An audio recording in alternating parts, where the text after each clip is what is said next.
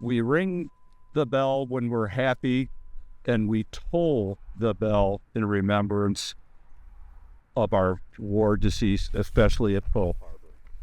Good morning, and thank you for everybody coming today, Color Guard team.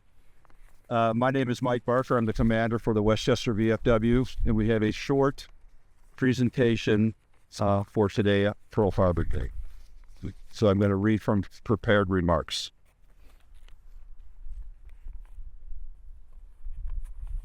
December 7th, 1941. It is remembered as a date of infamy, but it should be equally recalled as a day of bravery. 15 medals of honor were awarded to U.S. sailors as a result of the attack on Pearl Harbor. 51 Navy crosses, 53 silver stars. Thousands of acts of heroism occurred that day 83 years ago. Many of those acts were not recognized with medals because documentation was not a priority. Saving others and fighting another day in order to defeat those who brought the war became job number one.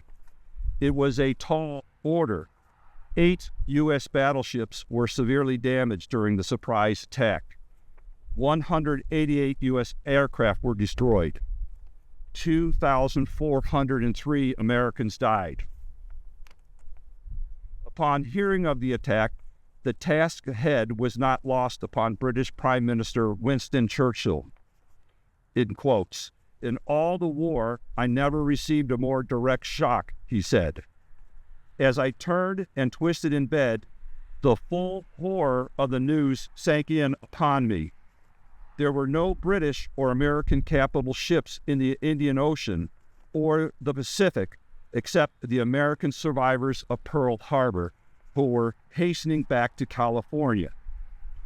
Over the vast expanse of water, Japan was supreme, and we everywhere were weak and naked. If Pearl Harbor simply ignited the Pacific War for the United States, it still would have been the most consequential event of the 20th century. But it would also be the spark that would lead the United States to confront fascism and tyranny in Europe. World War II shaped the community of nations that exist today. The attack on Pearl Harbor was intended to bring an end to America as a major power. Instead, it was a Japanese admiral who feared the awakening of a sleeping giant. 6 months later, the U.S. Navy and its sister branches would stage a remarkable comeback with the resounding victory over the Japanese at Midway. It was a turning point. Remember Pearl Harbor was the 20th century equivalent of Remember the Alamo, and would go on to inspire reciprocal victories by soldiers, sailors, airmen, and Marines yearning for payback. It would inspire Americans to line up at military recruiting stations across the nation. It would inspire Hollywood productions, public servants, and communities throughout America to get behind the war effort.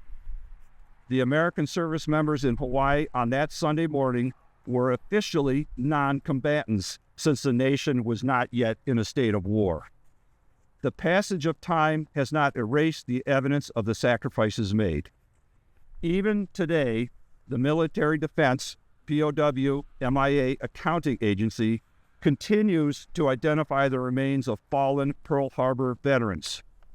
Funerals of these heroes are still occurring in communities across the nation. They are not left behind for we still remember them. The USS Arizona, launched in 1915, was one of America's first oil-fueled battleships. Small amounts of oil continue to percolate to the harbor surface, just above where the ship rests in shallow waters. The oil leaks are visible to those who visit the USS Arizona Memorial.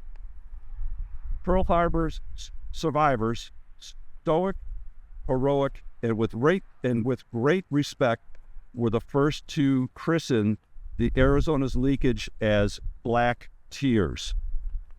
The crew that were lost on December 7th, 1941, no longer feel pain, but their tragic fate still touched those who knew them or knew of them. The Arizona is not just a memorial. It's not just a shipwreck. It's a tomb for more than 900 of the ship's 1,177 crew who lost their lives. We must remember Pearl Harbor not just as the opening salvo of a long war. We must remember it as it was an ordinary Sunday morning in which unsuspecting American service members displayed extraordinary heroism. 83 years later, we still remember them.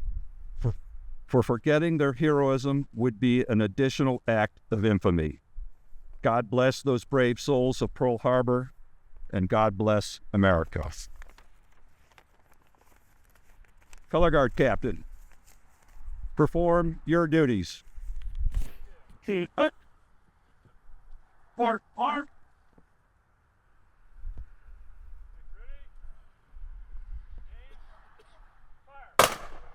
Hey.